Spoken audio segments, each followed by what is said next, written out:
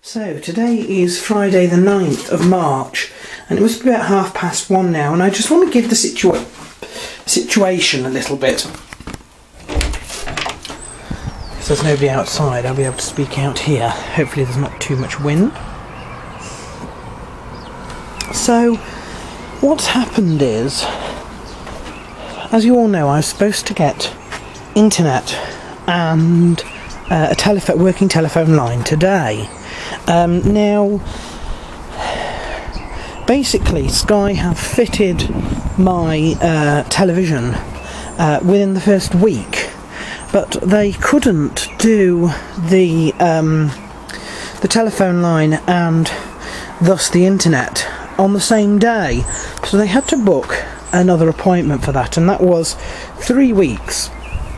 So I begrudgingly said okay, but I did stipulate that it had to be done before my birthday, 30th birthday on the 10th of March. So they originally booked for the 8th, Thursday the 8th, then it became Friday the 9th, and I was thinking, you know, this is leaving it a little bit close if anything goes wrong. Anyway, earlier this week I got my router through the post, which is fine. I apparently just connect that up to the line once it's activated, and I should be able to get internet. No problem. I've reassembled my computer and it's all working. My good friend Bev, in fact, did say that they do have internet, and if my computer picked it up, I would be able to use hers, because she's in this vicinity, but my computer's an old PC and it hasn't got whatever it is that you need to be able to pick up other signals. It seems to only work when it's plugged in to the phone system, and even then, good luck. So, anyway, today came and the engineer called.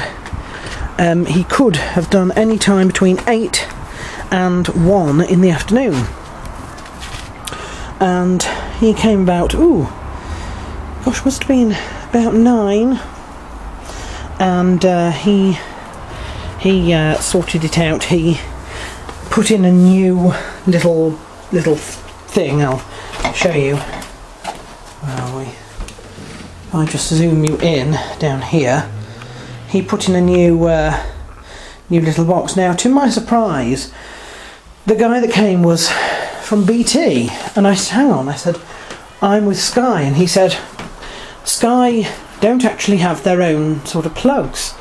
I didn't know this. Sky rent the lines from BT. That seems to be slightly cross.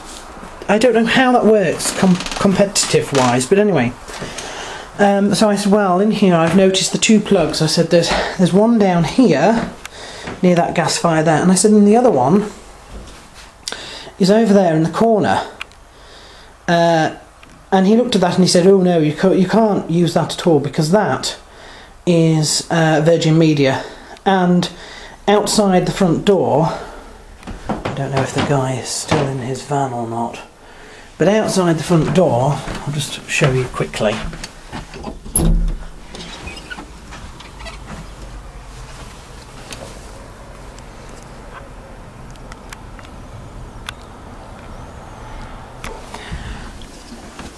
That little brown box, that is the Virgin Media hub.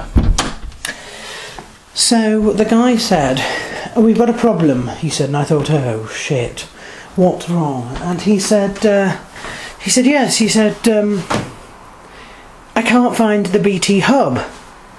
I said, okay, explain to me what that is.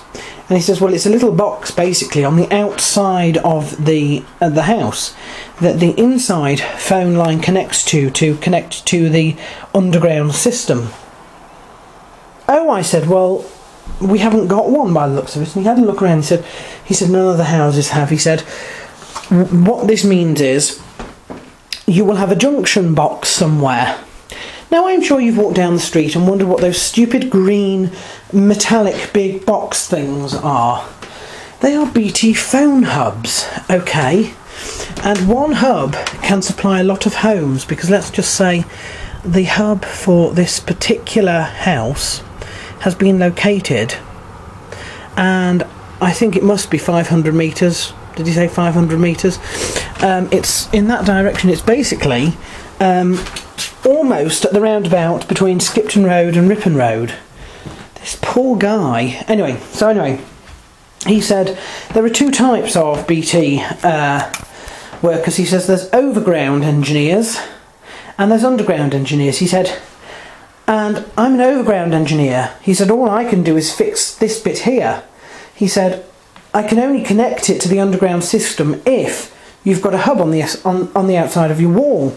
If you haven't, he says, you need to get a underground engineer to do that, to connect it to the hub. And he said, I've also got to tell you, you have a fault on the line. Whatever the hell that means. So I said, oh, shit, what are we going to do? He said, well, obviously he writes back and he says, you know, problems, you need an underground engineer. And I said, yes. I said, but I need it today. He said, oh, he said, I don't know, because all he does, of course, is feed back his notes. So he said, well, try and, obviously I'll stress how important it is, so that they hopefully can come out and sort it out today. He said, can you do, how late this afternoon can you do? And I thought, well, I'm not going to let this go on all day. So I said, well, I really can only do until about 3:30, and then I must go out. And he said, and can you do tomorrow? Which surprised me, because I thought, well, they're not likely to work Saturdays, are they? But there you are. And I said, no, I can't, because it is my 30th birthday tomorrow and I'm out the whole time. Obviously they don't work Sundays, so then it would be Monday. And I said, you know, that would be, I can't do that, I need internet access. So off he went. He said, well, I'll feed it back and good luck. So off he went, and I started doing my filing and I started making all my videos ready, and I got a text from Sky, and the text, I'll try and find it, where are we? The text from Sky will have been when Sky heard back from the BT, when BT had heard back from the overground engineer. And of course they said, where are we? Here we are. Sky update. Sorry we were unable to install your new Sky phone line. Please call us to book a new installation date. Now, the guy, the overground engineer, had said, whatever you do, don't contact Sky. He said, because if they do arrange another installation date, and I wouldn't let them, because I've already arranged the installation date for today. He said what they'll do is they'll send out another overground engineer, and you don't need an overground engineer. He said you have to have an underground engineer. So he said, do not worry, because I will sort that out. And of course, did they have any phone numbers in case anything went wrong? No. And was I just left with him going, yes. But when I received that message, I did know that BT and Sky had both heard back from the engineer that morning, and I must have heard them, it must have been about 12 o'clock. So I thought, well, at least now, hopefully, it's registered in the system. At about, 1 o'clock, which is the time that they had said, you know, was their deadline for when the original engineer could have come out, I got a phone call. And the phone call was from the underground engineer, bless his little cotton socks. And he said, Mr. Duff, I am on my way, don't need to panic. You know, and he was absolutely fantastic. Came out, he stuck this thing on. He explained to me that the actual now I call it a sort of hub, some sort of connector, if that makes sense. I don't know what the technical name is for it, but it's it's a big station where basically all the surrounding lines go into the underground system. Usually, usually with other telecom systems, and often with BT as well, they're just it's a little junction box, that's the word. I don't know if that's actually what they're called, but I imagine so, because I think that's what they are.